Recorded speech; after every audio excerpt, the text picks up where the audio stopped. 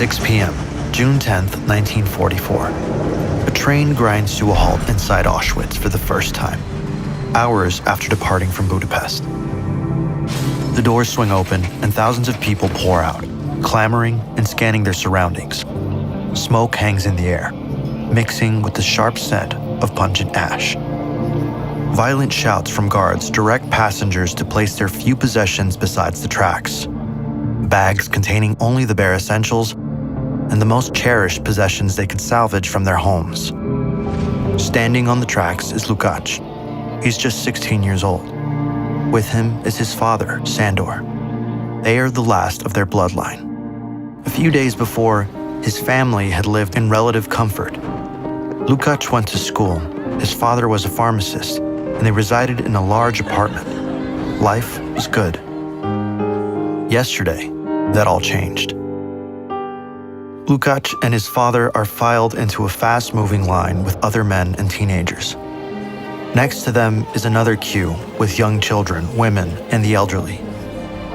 At the front, an SS doctor is inspecting the arrivals. Lukács has heard rumors of the atrocities committed by the Nazis, but never in his wildest dreams did he imagine seeing them firsthand. He is standing inside Auschwitz-Birkenau, but what he doesn't realize yet is the true scope of the operation. This complex, covering over 140 hectares, was built to imprison, exploit, and exterminate thousands of people. On the right of this was Auschwitz I, the original prisoner camp established in 1940.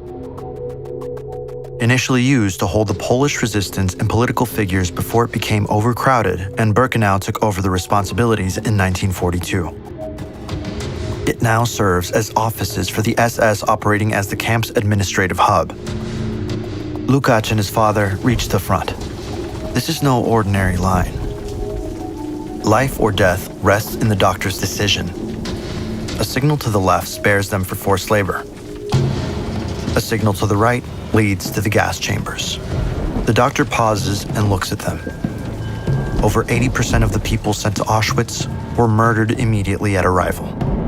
Just a minute ago, Tomas, who used to race Lukács home from school, and Mrs. Kovacs, the elderly neighbor who would bring them warm bread, was deemed unfit to work and sent to the right. The doctor signals left, and guards push them aside. Some may view this as fortunate, but they are unaware of the horrors that lie ahead. Lukács and the rest of the newly arrived prisoners are taken to the west end of the camp. Lukács enters the building, known as the sauna, and is immediately commanded to strip. He complies. Hair is shaved off his head, arms, and legs. A needle pierces his flesh. Finally, a number is stamped on his skin. In the next room, hundreds of men shower with ice-cold water. Within a matter of minutes, everything that once made Lukács special was stripped away. As Lukács is taken to the barracks, he passes the Kanata buildings. Here was a somber repository of belongings discarded by those who had just arrived, each item telling a story of hope and despair.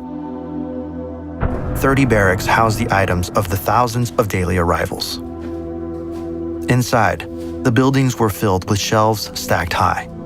Workers were ordered to organize everything, sort it, and package it to be sent out to help the Nazi war efforts. Lukács is pushed into his new home, his father at his side.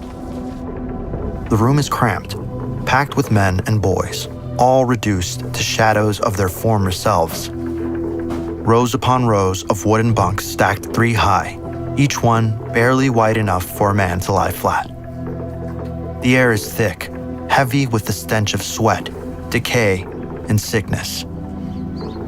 The floors are damp and caked with filth. The wooden walls are bare, offering little insulation.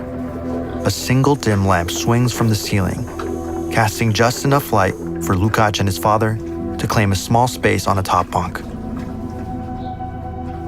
On the hardwood, they fall asleep, unaware of the chaotic day that awaits them. They are currently located in the Jewish camp. Birkenau holds 300 wooden and brick barracks, divided by prisoner type. Women are housed in sectors B1A and B1B.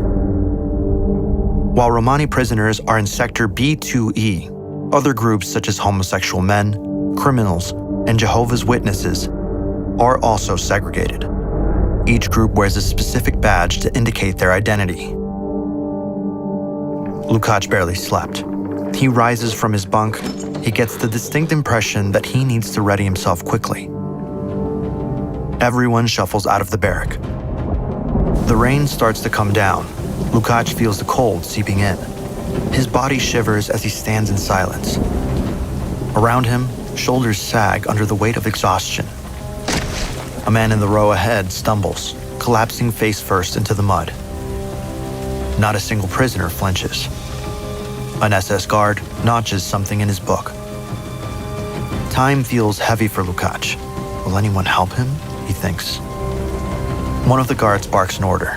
A prisoner in a similar uniform, but with an armband, hurries forward and without hesitation, grabs the body by the arms. The man is dragged away, leaving a smear of mud in his wake. Lukács knows it. He has just seen death for the first time. It's becoming clear that survival here depends on endurance, attracting little attention, and not falling ill. Lukács is assigned to a work group at Auschwitz-Monowitz, and a troubling fear settles in. He doesn't know where his father is going, and deep down, he fears he may never see him again. As he walks with the others to his station, a strange melody begins to waft through the air. Lukács glances around, searching for the source of the music. He spots an orchestra. A group of women stands under a watchful gaze of a conductor, performing songs for the prisoners. Their voices rise in haunting harmonies, contrasting sharply with the grim surroundings. Before they leave his sight, he locks eyes with a young girl playing a flute. She gives him a smile. Lukács smiles back. As he arrives at his station, Lukács is shocked. Monowitz is the third and final edition of Auschwitz, a huge factory complex. It primarily produced synthetic rubber and fuel, exploiting slave labor of the camp to support Germany's war efforts. This large industrial complex was dominated by tall brick chimneys emitting thick, black smoke. The factory buildings are massive, with barred windows that give them a prison-like appearance. For the next 6 hours, Lukács works to the bone. Any excuse will result in being shouted at, tormented, or beaten. His group is tasked with offloading and moving sacks full of heavy raw materials from a train cart onto a conveyor belt. As Lukács works, he loses himself in thought to distract his mind from the pain. He wonders why so few people knew of the Auschwitz operations. That's because the camp, being located in southern Poland, about 25 miles from the major city of Krakow, was no accident. Upon creation, it had already established railway connections, allowing the easy transportation of prisoners and supplies. Its proximity to populated areas allowed the camp to remain inhabited, while its relative isolation helped hide it from the world. His thoughts continue. Throughout the morning, 2 other prisoners collapse and are left to die. Unlike earlier, no one is there to take them away. As the clock strikes 12, the workers stop. It's time for food. Lukács is passed his ration of watery soup with rotten turnips and potato peels. While Lukács eats, he overhears 2 fellow prisoners discussing rumors about bizarre experiments taking place near the main hospital. Inside one of the rooms is Joseph Mengele, one of the most evil doctors the world has ever seen. Today's task involves working on twins, a particular obsession of his. A few days prior, he infected them with typhus to see how their genes affect their risk of getting sick. Now, he's checking on their progression. If one twin dies, the surviving sibling is killed to allow a side-by-side dissection. His mission is racial purity, and his experiments have no limits. Meanwhile, at Monowitz, the day wears on. Lukács feels his legs growing heavier with each step. The work seems endless. Then it happens. He slows down just for a second. His grip on the material loosens, and a sharp crack echoes as it hits the ground. Without hesitation, a guard rushes over. His face is twisted with rage. Lukács, barely has time to react before the blows rain down. The guard doesn't stop. To scream would only bring more punishment. Lukács is left crumpled in the dirt, grasping for air. He knows that if he stays down for too long, he will get dragged away. Lukács wishes his dad could be there to comfort him. Suddenly, a horrific thought comes to mind. What if he's dead? As Lukács limps back to his barracks, a group of guards walk in another direction. Their quarters are a very different world, sheltered from the horrors that surround them. This section of the camp is made up of over 30 buildings housing hundreds of SS guards. The barracks are made from brick and include multiple rooms, often equipped with basic furnishings such as beds, tables, and personal storage. The same officers torturing and murdering prisoners every day have access to amenities like proper sanitation facilities and heating. 7 p.m. Lukács is walking back into his barrack. Amongst the hundreds of prisoners there, he's using his remaining strength to see if his father is amongst them. Finally, near his bunk, he sees a man hunched over with blood on the floor. It's his dad.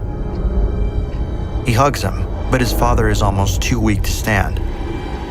He was assigned to work laying railway tracks, and during the day, someone tried to escape. They were shot and killed on the spot. Almost everyone else in the group was beaten badly, including his father. Lukács tells his father to stay put and rushes off to get food.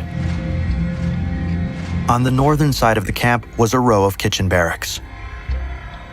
There was one or two for each section of the different population groups. Inside, prisoners are preparing dinner for the workers. Lukács arrives and manages to find 2 stale pieces of bread and a small sausage. He quickly hurries back. While his father recovered in his bunk, from the corner of his eye, Lukács noticed a small group of prisoners huddled together on the dirt floor. They were playing chess. The pieces were crudely fashioned from wood. The board itself was scratched into the dirt floor. Its lines uneven, but clear enough to follow. One of the men saw Lukács hovering over and invited him to join. For a few minutes, they weren't in Auschwitz. They weren't prisoners. They were chess players, strategists, tacticians. For the next few months, these were the only moments Lukács looked forward to. The summer of 1944 brought nearly 2 months of hell for Lukács and his father, as the Nazi war machine rapidly crumbled. In the east, Soviet forces were advancing, reclaiming nearly 100,000 square kilometers of territory. Time was running out for the Nazis, but it was also running out for Lukács and the thousands of other prisoners still trapped inside. 6 a.m., August 1st, 1944. Since their arrival inside nearly 2 months ago, Lukács and his father had faced a brutal life. Little food, no breaks, and constant beatings. Outside, reporting to their work assignment, Lukács realizes his father is barely conscious. Then, he hears a thump. A few meters away, his father collapsed into the mud and is not moving. Lukács paused for a moment, wondering how he could get him to the prisoner's hospital. Many prisoners suffered from tuberculosis, malaria, meningitis, and dysentery. Lukács' dad is suffering from the same fate as countless others: exhaustion mixed with starvation.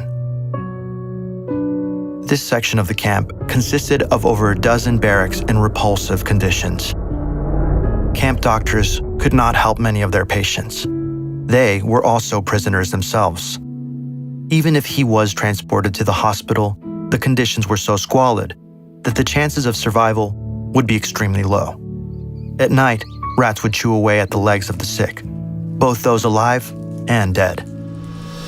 An SS guard approaches Lukács' father and screams at him to raise himself up. He musters whatever strength he has to shakily stand, but his fate is sealed. The guard gives one signal, and 2 other guards come to escort him away. He won't be heading to the hospital. Lukács' father is placed in a steady-moving line entering the crematorium building number 2 in the northwest of the camp, away from the prisoner barracks. These 4 structures are built with deceptive facades to prevent panic about the imminent fate. Inside, the room is bare and windowless, except for one unsettling feature: a series of tall, mesh-covered columns that stretch from floor to ceiling. These columns were the delivery system for Zyklon B, the cyanide-based pesticide used to murder prisoners in horrific numbers. Once the chamber is sealed, SS guards drop the gas pellets through these columns, releasing lethal fumes, filling the room within minutes. Each gas chamber was connected to an adjacent crematorium, where the bodies were immediately disposed of. At the peak of the Holocaust in 1944, the camp murdered somewhere between 3,000 to 5,000 people each day. On this day, that included Lukasz's father. Between 1944 and January 1945, the Soviets got closer and closer to the German homeland. The SS began to abandon various concentration and labor camps it had built throughout the Eastern Front. In January of 1945, the Soviets entered Auschwitz. The troops see a few thousand prisoners, gaunt and starving. To them, it's liberation. But for Lukács, it was too little, too late. He was 250 miles away. Marching through the dead of winter along with 1,000 others, Lukács had managed to make it so far, but his body can't handle it any longer. He collapses on the side of the road, falling face first into the snow. A guard shouts at him to stand, but Lukács no longer has the strength. The last sound he hears is a rifle being cocked, followed by a shot that echoes through the cold air. Auschwitz operated from May 1940 to January 1945. It expanded from the original barracks at Auschwitz I to include Auschwitz-Birkenau and the slave worker factory of Auschwitz-Morowitz. Lukács and his father may be fictional, but they stand for the countless lives shattered by the Nazi regime and its supporters during their merciless terror across Europe. Of the 1.1 million people transported to Auschwitz, over 900,000 were murdered or worked to death shortly after arrival.